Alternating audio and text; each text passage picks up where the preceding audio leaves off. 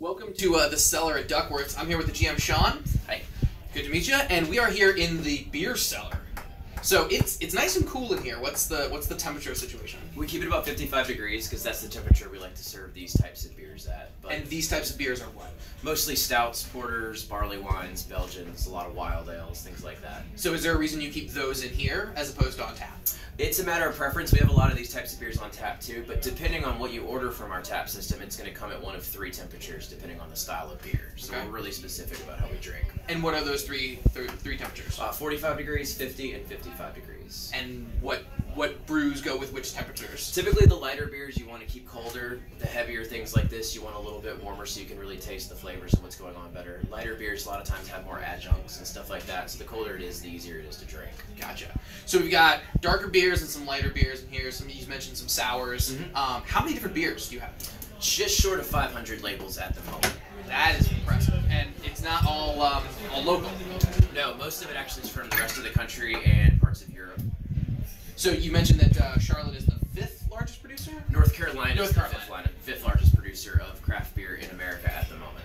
Gotcha. So this stuff can age for a while. I mean, we've got some personal lockers here apparently. Mhm. So what's with the aging process? Why would you want to keep a beer for any more than after you get it home from the store? These types of beers you want to let sit for a little while. The stronger, darker beers that are a little boozy, they'll kind of mellow out the older they get. They'll get slightly sweeter, things like that. Stuff you just like this, you just want to kind of let sit on the shelf for a minute. And then the wild ales you were mentioning earlier. Yeah, wild ales that have strains of wild yeast will last a long time, depending on what types of yeast are in them.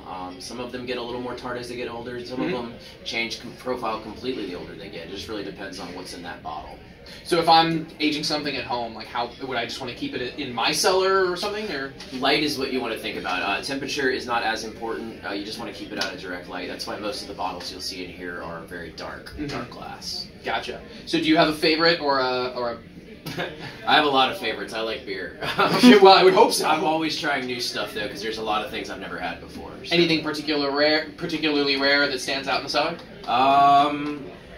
We just busted out a case of 2015 Bourbon County, so that's already been sitting for 3 years. That's a pretty rare bottle. But a lot of the stuff in here, it depends on who you ask and what they're into. A lot of stuff in here is things people will stop and pause at if you haven't seen it before. Excellent. Well, I can't wait to try some. Also head out to the bar and with some craft cocktails. Awesome. Thank you so much. It was a pleasure. Thanks for joining us. Thank you.